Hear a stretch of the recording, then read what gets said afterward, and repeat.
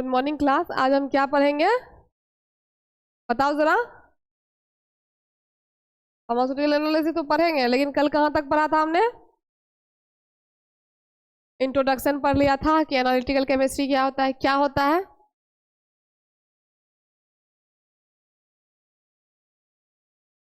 मतलब हाँ हाँ, को एनालिसिस करते हैं, है ना। ठीक, उसका दो पार्ट हो गया, क्या? एक क्वांटिटेटिव एनालिसिस, दूसरा क्वालिटेटिव एनालिसिस। क्वांटिटी में हो जाएगा जो मेजरमेंट वगैरह आएंगे, और क्वालिटी में आएगा किसी भी सब्सटेंस की क्वालिटी। ठीक है, उसके बाद हो गया फंडामेंटल्स, मतलब कि वॉल्यूमेट्रिक एनालिसिस आपका काम कैसे करेगा। ठीक, उसके बाद हो गया आपका कि इंपॉर्टेंट जो आपका टर्म्स होगा, यूज होगा इसमें, जैसे कि टाइट्रेशन वगैरह हो गया, टाइट्रेट हो गया, टाइट्रेंट हो गया, इक्विवेलेंट पॉइंट हो गया, इंडिकेटर हो गया, एंड पॉइंट हो गया, प्राइमरी स्टैंडर्ड हो गया, सेकेंडरी स्टैंडर्ड हो गया, मोलैरिटी हो गया, नॉर्मेलिटी हो गया, और मोलैलिटी हो गया। ठीक है, ये सब आपके शॉर्ट टर्म्स हैं जो आपके पूरे एनालिसिस में रिपीट होते हैं। ठीक, ये सब हो गया। उसके बाद क्या था आपका, यहाँ तक तो आपने पढ़ लिया था, कंप्लीट कर लिया था, ये था कंप्लीट। उसके बाद आपका है बेसिक्स ऑफ, जो बेसिक प्रिंसिपल है किसका, वॉल्यूमेट्रिक एनालिसिस का। ठीक है, ये पढ़ेंगे हम। वॉल्यूमेट्रिक एनालिसिस कैसे काम करता है बताओ। हाँ बताओ, वॉल्यूम मतलब क्या होता है? हाँ, तो इसमें क्या था कि आई थिंक ये पढ़ रखा है हमने, शायद नहीं पढ़ा है।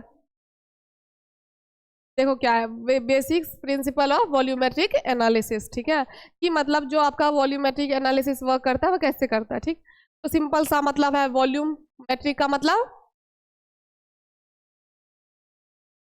जो हम क्वांटिटी का मेजरमेंट करेंगे, है ना, एनालिसिस करेंगे। कहता है कि volumetric analysis is a quantitative approach use to determine the concentration of analyte.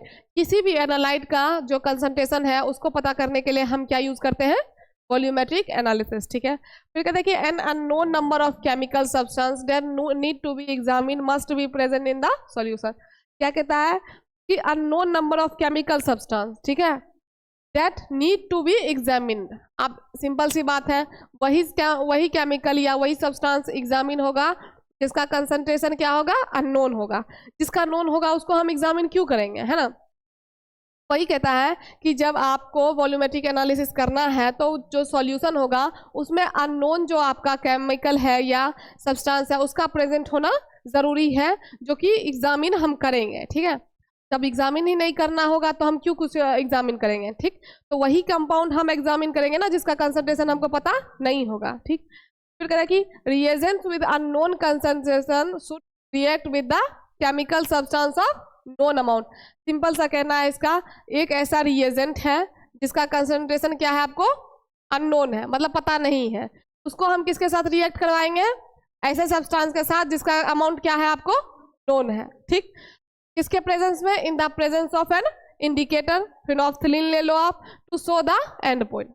Indicator का यूज इसलिए होता है कि जब आपका रिएक्शन कंप्लीट होता है तो उसको बताने के लिए हम क्या यूज करते हैं, इंडिकेटर। इंडिकेटर आपको बताता है कि हाँ अब आपके रिएक्शन का एंड पॉइंट आ गया है। ठीक, फिर कहते हैं कि the reaction between the reagent and the solution undergoes titration. ठीक है, जो आपका रिएक्शन होगा किसके बीच में, रिएजेंट के बीच में और सॉल्यूशन के बीच में, वो कहाँ जाएगा आपका, टाइट्रेशन प्रोसेस में। ठीक, जब टाइट्रेशन प्रोसेस में जाएगा उसके बाद the overall amount of reagent is shown by the volume and concentration of the reagent use in the titration. जो आपका ओवरऑल अमाउंट होगा रिएजेंट का वो कैसे शो किया जाएगा, by the volume and concentration of the reagent use in the titration. उन reagent के साथ उनको कंपेयर किया जाएगा जो कि आपके टाइट्रेशन में यूज हुए हैं। ठीक, फिर कहता है कि आपका the amount of reagent and solution is indicated by the volume and concentration the reagent of use in the titration. वही चीज आ गया यहाँ पे भी कि मतलब जो आपका अमाउंट ऑफ रिएजेंट यूज होगा किसमें, सॉल्यूशन में, उसको इंडिकेट कैसे करेंगे हम, जो वॉल्यूम और कंसंट्रेशन रिएजेंट का हमने टाइट्रेशन में यूज किया है। ठीक है, फिर कहता है आपका कि the mole fraction of the equation tells us how much of the unknown chemical is in the particular volume of solution. जो आपका मोल फ्रैक्शन होता है, पता है ना, सबको पता होगा। मोल फ्रैक्शन में क्या होता है कि जो इक्वेशन होता है उसमें हम ये जानते हैं कि मतलब कि जो आपका अननोन केमिकल जो है वो कितना अमाउंट में प्रेजेंट है, ठीक। अगर अननोन केमिकल को आपको कैलकुलेट करना है तो उसके लिए हम क्या यूज करते हैं, मोल फ्रैक्शन इक्वेशन का, ठीक है। फिर कहता है कि once the reaction reaches its end point, जब आपका रिएक्शन एंड पॉइंट रीच कर लेगा, एंड पॉइंट तक चला जाएगा, तो क्या होगा कि the amount of reactant used is measured and used to calculate the analyte volumetric analysis using the following formula. आप उसको जो आपका अमाउंट है उसको कैलकुलेट करने के लिए आप क्या यूज करोगे, इस फॉर्मूले का यूज करोगे, ठीक है। अब यहाँ पे क्या है, क्या कैलकुलेट करने के लिए आप ये कर रहे हो, कंसंट्रेशन, किसका कंसंट्रेशन, एनालाइट का कंसंट्रेशन, ठीक है। तो आपका जो ये CA equal to CT into VT into M/VA, ठीक है। तो ये आपका CA क्या हो गया, कंसंट्रेशन ऑफ एनालाइट, जिसको आप कैलकुलेट कर रहे हो, ठीक। फिर कहता है कि CT क्या हो गया आपका, कंसंट्रेशन ऑफ टाइट्रेंट, ठीक है। फिर है आपका VT क्या हो जाएगा आपका, वॉल्यूम ऑफ द टाइट्रेंट, मतलब कि जो आपका वॉल्यूम है टाइट्रेंट का वो कितना है, ठीक है। फिर कहता है आपका M क्या हो जाएगा, मोल रेशियो, ठीक है, किसका, एनालाइट का और रिएक्टेंट का, और VA क्या हो जाएगा आपका, वॉल्यूम ऑफ द एनालाइट, ठीक है।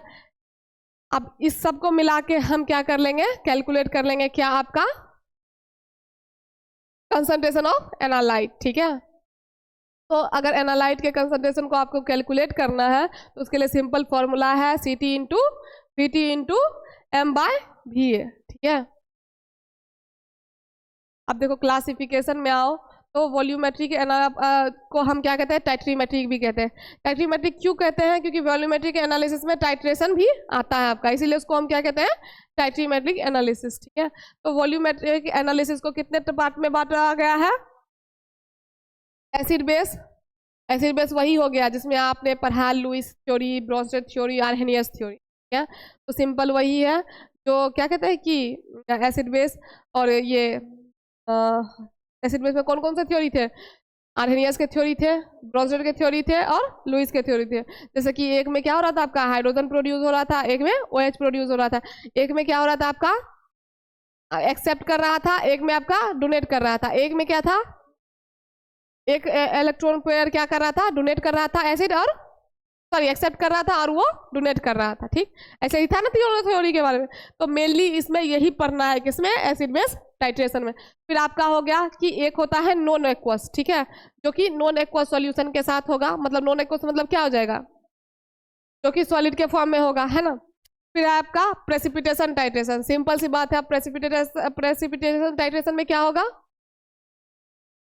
जो कि आपका सॉलिड के फॉर्म में होगा, ठीक। फिर कॉम्प्लेक्सोमेट्री में क्या होगा, कॉम्प्लेक्स फॉर्म बनाएगा, और रिडॉक्स में मतलब कि हाँ, एक में रिडक्शन होगा, एक में रिडक्शन प्लस ऑक्सीडेशन दोनों होगा, ठीक है। RED का मतलब रिडक्शन, OX का मतलब ऑक्सीडेशन, इसीलिए उसको क्या बोला गया, रिडॉक्स, ठीक है। तो इसमें 5 टाइप का है आपका, है ही, acid base, non aqueous, precipitation, complexometry और रिडॉक्स टाइट्रेशन, ठीक है। तो एक आज एसिड बेस हम पढ़ते हैं कि क्या होता है, क्या है, simple, N acid base titration is a quantitative analysis method for estimating concentration of N acid base. Simple सा बात अगर समझो तो इसमें क्या है कि हम एसिड बेस टाइट्रेशन में क्या पढ़ेंगे, बताओ, एसिड और बेस की कंसंट्रेशन के लिए हम पढ़ेंगे, है ना। एसिड बेस टाइट्रेशन में मेनली हमको क्या जानना है, एसिड और बेस की कंसंट्रेशन, ठीक है, कि by precisely neutralizing it with known concentration standard solution of base और acid। तो कैसे न्यूट्रलाइज करेंगे, तो नॉन कंसंट्रेशन हम एसिड और बेस का लेंगे, उससे हम उसको क्या करेंगे, क्या कर लेंगे, न्यूट्रलाइज कर लेंगे, ठीक है। तो एसिड और बेस जो आपका है अननोन कंसंट्रेशन और को नॉन कंसंट्रेशन से हम उसको न्यूट्रलाइज कर सकते हैं, ठीक, ये हो गया। फिर कहता है कि the titration of acid and base is also known as neutralisation titration. आप एसिड और बेस का जो टाइट्रेशन है उसको आप न्यूट्रलाइजेशन टाइट्रेशन भी कह सकते हो, क्योंकि उसका काम ही है कि जो आपके अननोन एसिड बेस का जो कंसंट्रेशन होगा उसको न्यूट्रलाइज करना, कैसे, नॉन एसिड और बेस के कंसंट्रेशन को लेके, ठीक। मान लो कि क्या कहता है, सिंपल सा है, ये जो कंसंट्रेशन है वो आपका एसिड बेस का क्या है, अननोन है, ठीक है। आप इसको न्यूट्रलाइज करने के लिए क्या करोगे, आप simply known concentration of standard solution लोगे, चाहे बेस का लो चाहे एसिड का लो, ठीक। फिर कहता है कि इस टाइट्रेशन को आप न्यूट्रलाइजेशन टाइट्रेशन भी कह सकते हो, क्योंकि इसका काम ही है क्या, एसिड बेस को न्यूट्रलाइज करना, ठीक।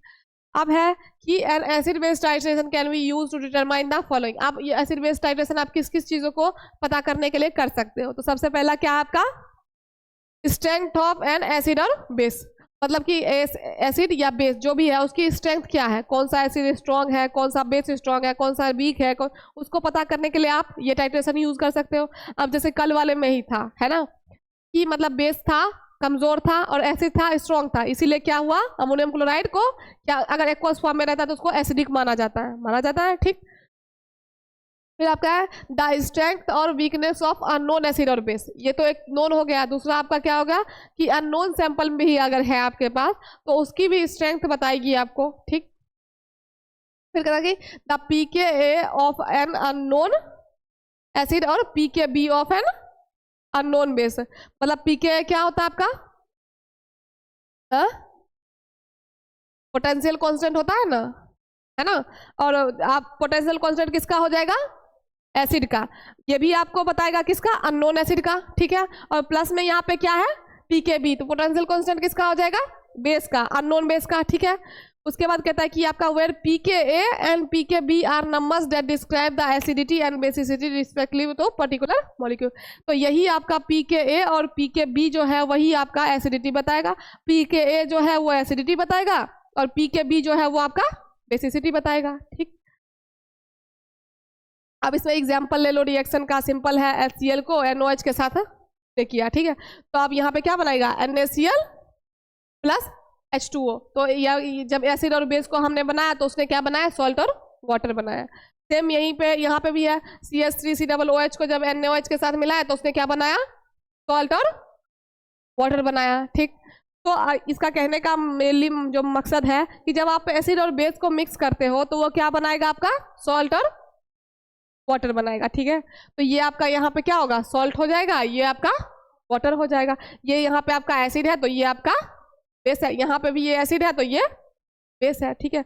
अब यहीं पे आ गया क्या, आपका तीनों थ्योरी आ गया, वही एसिड बेस की थ्योरी। आर्हेनियस थ्योरी में क्या था आपका, ये सिंपली क्या था आपका, डिसोसिएशन का थ्योरी था, है ना, कि जब आपका जो एक्वस सॉल्यूशन में क्या होगा, एसिड जो है ब्रेक डाउन होगा तो वो क्या बनाएगा, H+ प्रोड्यूस करेगा। और सिंपल इसमें क्या कहता है कि जो आपका एसिड को जब आप डिसॉल्व करते हो किसी चीज में तो वो डिनोट करता है क्या, हाइड्रोजन, जिसको आप क्या कहते हो, प्रोटोन आयंस, ठीक है। अब एग्जांपल ले लिया कि HCl को इसने वाटर में डाला एक्वा सॉल्यूशन में, तो क्या हुआ, ब्रेक डाउन होकर क्या बना, हाइड्रोजन आयन, तो मिल गया आपका हाइड्रोजन आयन, हो गया एसिड, ठीक है। फिर कहता है कि अगर वही बेस को जब एक्वा सॉल्यूशन में लो तो वो क्या बनाएगा, OH आयन, ठीक है।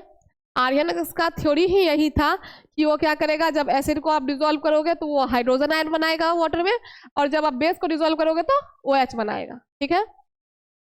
फिर कहता है base is defined as substance which when dissolve in water donates hydroxy ion, ठीक है। तो आप जब बेस को लोगे तो ये आपका क्या है, HF जो आपका था वो क्या था, यहाँ पे हाइड्रोजन आयन बना, मतलब कि ये आपका एसिड का एग्जाम्पल हो गया। आप बेस पे आओ, OH को जब आप तोड़ोगे तो क्या बनाएगा, OH प्लस H हाइड्रोजन हुआ ना, तो H2O, अगर मान लो कि H2O को आप तोड़ते हो तो वो आपका क्या बनाएगा, ये बनाएगा, और अगर आप इसको तोड़ते हो तो ये H2O बनाएगा, रिवर्सिबल रिएक्शन है ना। तो अगर आप इसको इधर ले जाओ तो भी यही बनाएगा, इसको इधर ले जाओ तो भी ये यही बनाएगा, ठीक है। तो अगर आपको मतलब OH निकालना है तो H2O को तोड़ो, ठीक, और अगर आपको OH माइनस H+ को तोड़ना है, बनाना है तो वो H2O वाटर बनाएगा आपका, ठीक।